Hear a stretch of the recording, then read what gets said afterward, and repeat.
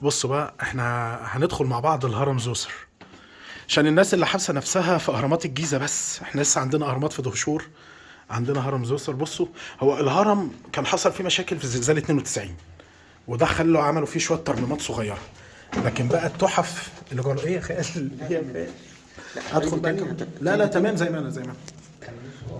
ده سرداب سقاره، البوابه الجنوبيه. بصوا المكان طبعا قصير علشان اللي بيكلمني ويقول لي اصل قوم عاد والكلام الحلو ده. العمدان برضو كان فيها بواقي نقوش، مش عارف هتجيبوها ولا لا. بصوا دي بواقي النقوش القديمة. خلونا نكمل شكل العمدان اهيت من الداخل اهي عشان تبقوا فاهمين العمود كان بيتعمل ازاي. المكان روعة، هو نقوشه قليلة لكن بيبين لك شكل المعمار عند المصريين القدماء كان عامل ازاي. ده اللي بصوا ايوه كده. هنبتدي بقى في العمدان المدهونه، برضو فيها شويه نقوش قليله، ممكن الاضاءه ما تسعفناش في اننا نجيبها، لكن انا بما اني طويل شويه فالموضوع هيبقى متعب ومتعب كتير.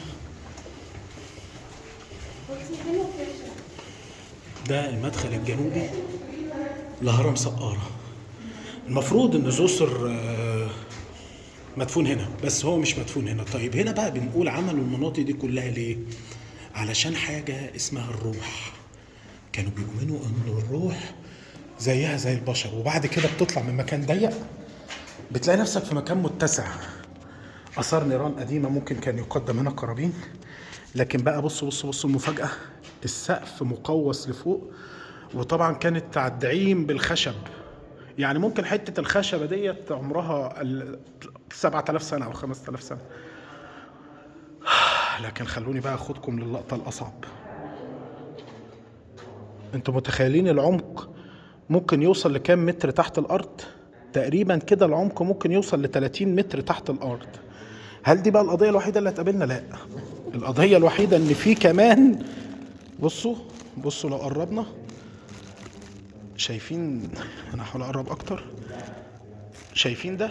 واضح إنه مدخل تاني تحت الأرض لحاجة تانية. الموضوع بيبقى رهيب. الناس دي بتفكر في ايه ولا عاملة ايه ده؟ طبعا المكان هنا فيه معجزة هنصورها كمان شوية.